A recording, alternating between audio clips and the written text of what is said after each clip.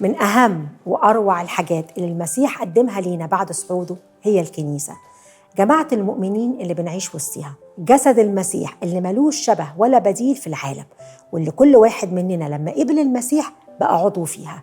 ده الموضوع المهم اللي عايزين نتكلم فيه. زمان كانوا بيحكوا لنا مثل معبر جدا عن احتياجنا بعضنا البعض واحنا في بداية علاقتنا الجديدة مع المسيح.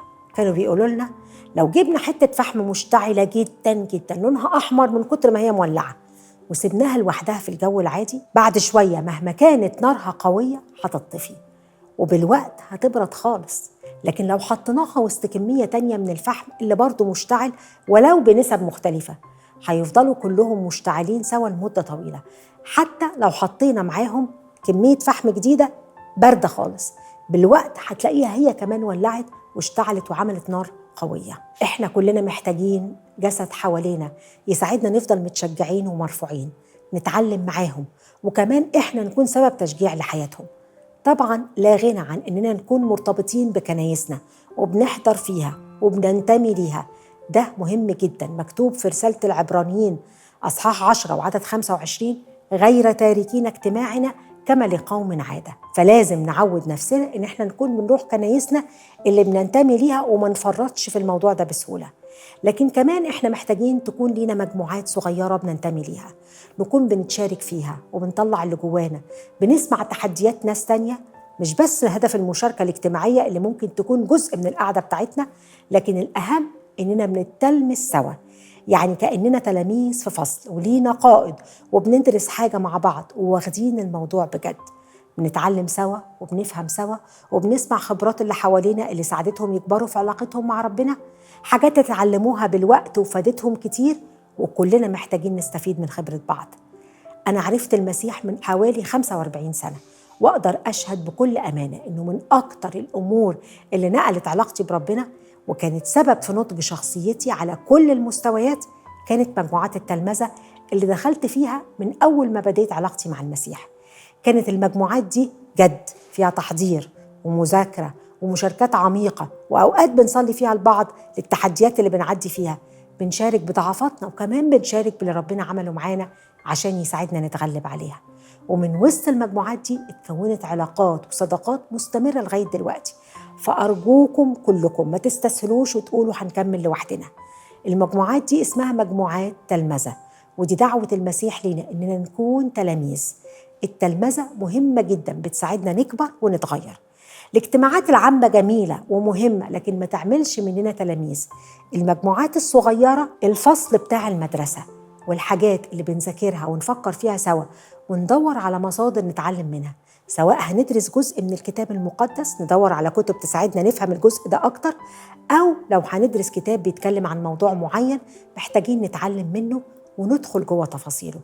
والهدف في الحاجتين إننا نعرف نعيش اللي بنتعلمه، حاجات مرتبطة بحياتنا عشان نعرف إزاي نعيش صح. الأمور دي لما بنعملها بانتظام ومن غير تكاسل بقى ولا تفويت بالشهور وبعدين نرجع نقول إحنا كنا واقفين فين، ممكن لو انتظمنا فيها تنقل حياتنا نقلة نوعية مختلفة على جميع المستويات، روحيا ونفسيا وحتى جسديا، لو احنا تطرقنا لموضوعات تهم علاقتنا وتعاملنا مع جسدنا. أنا لغاية النهاردة وبعد السنين دي كلها جزء من مجموعة تلمذة، ودي من أحلى وأغنى الأوقات اللي بقضيها واللي بحس إني بتغير فيها، بتشكل في شخصيتي وبتسمح لي أشارك الأصغر مني باللي ربنا عمله معايا وممكن يستفيدوا منه، وكمان بسمع خبرات اللي معايا واللي بتفتح عيني على أمور كتيرة، وكمان بتفكرني بتعاملات الله الغنية اللي حصلت في حياتي. واحد من خدام الرب الكبار قال إن مدرسة المسيح ما فيهاش معلمين، كلها تلاميذ، نعيش لآخر عمرنا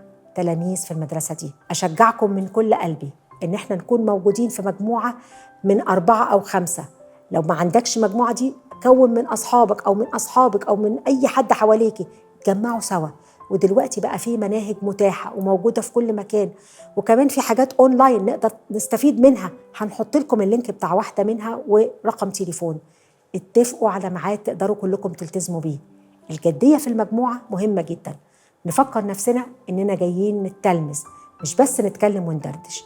أكيد طبعا ده هيتعمل، لكن الهدف هو التلمذة.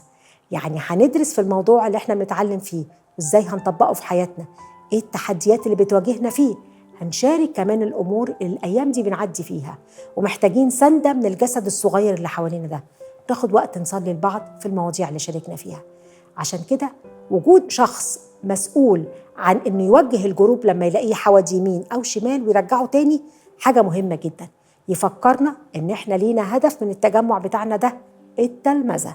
مش لازم يكون أكتر واحد روحيا فينا قديم وكبير، لكن مهم يكون شخص منظم ومهدف وعارف يساعدنا ندور على المواضيع اللي تساعدنا. وعايزة أقول لكم الالتزام اللي اتعلمته في مجموعتي اللي ابتديتها في أول إيماني خالص، إني ما ينفعش أعتذر عن المجموعة إلا لو في عذر قهري، مساعدني لغاية دلوقتي. لو في حاجة عايزة أقولها لنا في آخر كلامي أوصيكم بيها، هي إن إحنا ما نكونش لوحدينا في رحلتنا الجديدة مع المسيح.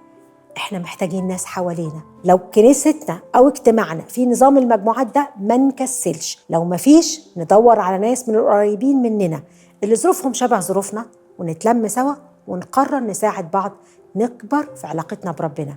ده موضوع جد جدا لحياتنا، ما ناخدوش كده على هامش الحياة. إحنا محتاجين نكبر، والكبران ده مش هيحصل بالصورة الصح وإحنا لوحدنا. إحنا محتاجين ناس حوالينا تساعدنا نفهم أكتر ونعرف نفسنا أكتر ونستفيد من خبرات بعض أكتر.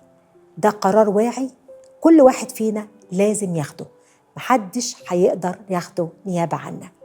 إحنا محتاجين نتلمذ. آمين.